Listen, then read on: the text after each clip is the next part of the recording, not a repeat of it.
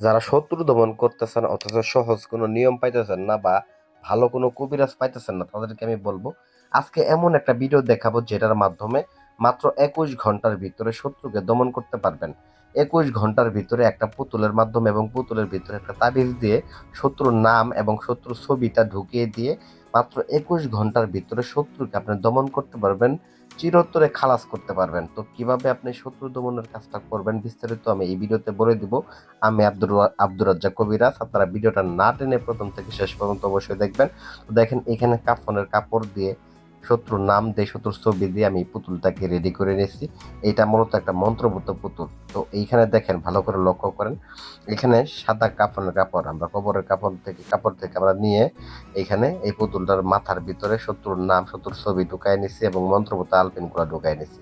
তো আমি একটা কথা বলি, মহাযজ্ঞের যে শত্রু দমনের যে মন্ত্রটা আছে আমি প্রত্যেকটা ভিডিওতে বলে দিই। এই ভিডিওতে আমি বলিতেছি ওম নমো অমুকং বিনাশং দেবাং নমঃ।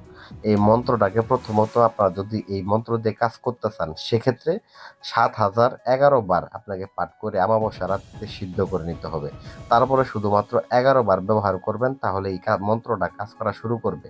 তো ভিউয়ার্স, এই মন্ত্র ওম নমো অমুকং বিনাশং দেবাং নমঃ এই মন্ত্রটা শুধু 7 বার ব্যবহার করবেন বা 11 বার ব্যবহার করবেন এবং এই পুতুলটার ভিতরে ফু দিবেন এবং যে আলপিন ঢুকাবেন বা যে সুই ঢুকাবেন বা যে সুচ ঢুকাবেন এই সুচগুলা ঢুকানোর সময় মন্ত্র পাঠ করতে হবে এবং মনে করতে হবে শত্রু কোন জায়গায় আপনি আঘাত করতেছেন এবং কিভাবে আপনি কাজটা করতেছেন। তো অবশ্যই কাজটা করার ক্ষেত্রে মনে প্রাণে বিশ্বাস ভক্তি রেখে কাজটা করতে হবে।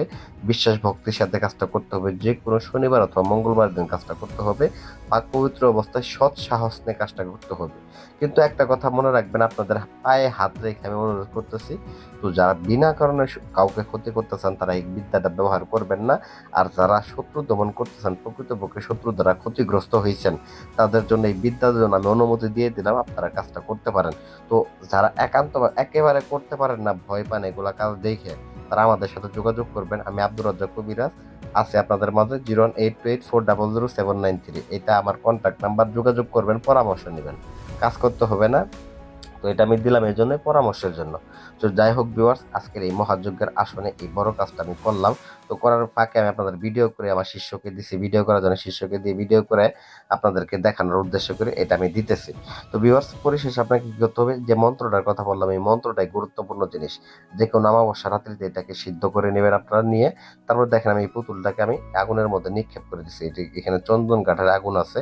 তো সামান্য পরিমাণে চন্দন কাঠ দিয়ে অন্যান্য কাঠের সাথে মিশ্রিত করে আমি আগুন জ্বালাইছি। এই আগুনের মধ্যে এই পুতুলটাকে আমি ভালো করে পুড়ায় নেব। তো ভিউয়ার্স, এটা পুড়ায় নিলে হবে কি, এটা যতক্ষণ পর্যন্ত পুড়বে শত্রু ততক্ষণ পর্যন্ত পুড়তে থাকবে, শত্রুর শরীর জ্বালাপোড়া করতে থাকবে এবং একসময় 21 ঘন্টার ভিতরে শত্রু খালাস হয়ে যাবে, খতম হয়ে যাবে। এটা শতভাগ গ্যারান্টি এবং পাওয়ারফুল একটা বিদ্যা।